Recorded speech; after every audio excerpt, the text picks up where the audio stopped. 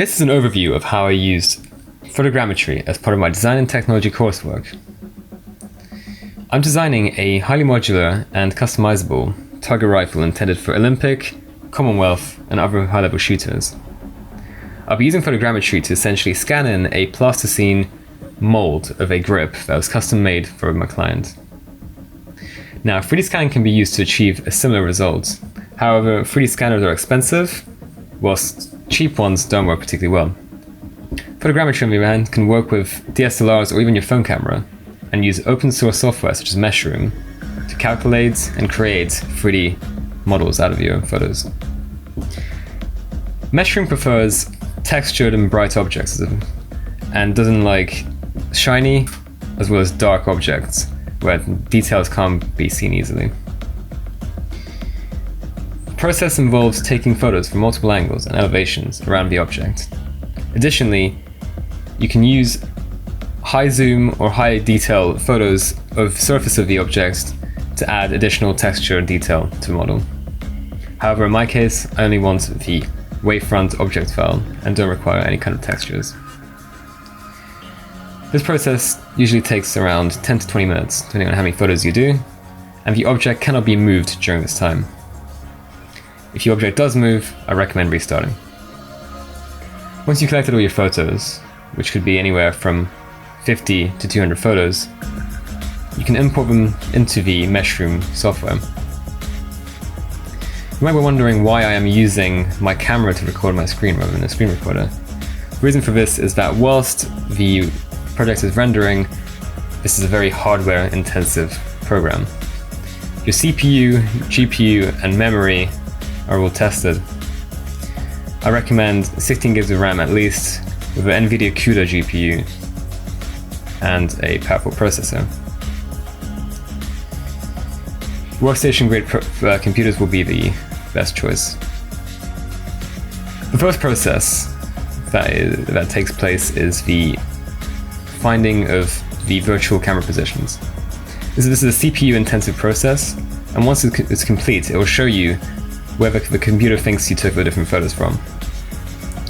You can always check to see if you have enough photos during this point, and some photos might be discounted if it can't calculate their position.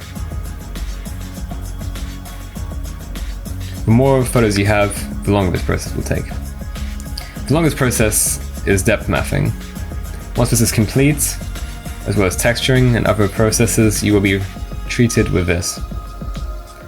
You can load model, and you'll be presented with a 3D texture model of your item, as well as the environment surrounding it. Obviously, in my application, I don't need all the background environment. The thing I'm interested in is the actual object. The object itself is quite detailed. Parts towards the bottom tend to get distorted, but things at the top, where most of the cameras were, came out quite well. Now, this is the grip I made to test it. It's not particularly functional, but the main thing here is trying to see if the different details and grooves get transferred into the object file. The different colors have been added in order to try and maximize the computer's ability to lock onto different positions on the object and try and corroborate where different camera locations were. A tripod is recommended for this process, however, it's not necessary. You can achieve very good results with both DSLRs and camera phones, even without tripods. I mostly used it to try and create more focused photos with less blur. It's also just easier using a tripod to move around. Once it was complete, I did the same process as before and got a very good result. You can already see how the different details of the model have transferred into the 3D object. The mesh is also very detailed. This mesh contains over 1.5 million different vertices. It's quite a big file, and we will have to slightly decrease the texture quality in order to work with it. The surface texture is also very impressive. with details coming out very well. Even my fingerprint can be seen. Now I imported this file into Blender, and obviously everything came along with it, not just the grip. You can see parts of my room, the chair I'm sitting on right now, other different details which I don't really need.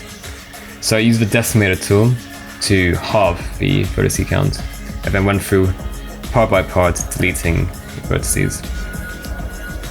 Because of the high number of vertices and the limitations on my computer, I can only select not all of them from the same location at a time, so I had to re-sweep the same cards multiple times. If you've got a way of speeding this up, please comment below, as I'll be interested.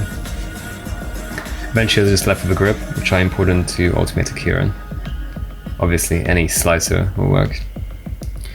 Interestingly, the program immediately recognized the hollow nature of the object and filled in with info, which is good, because that means you don't need extra editing to fill in the inside of it. Overall, the print came out very well. I was very impressed with how much of the detail came across, and it felt almost exactly the same in terms of its shape. I hope you enjoyed this video, and thank you for watching.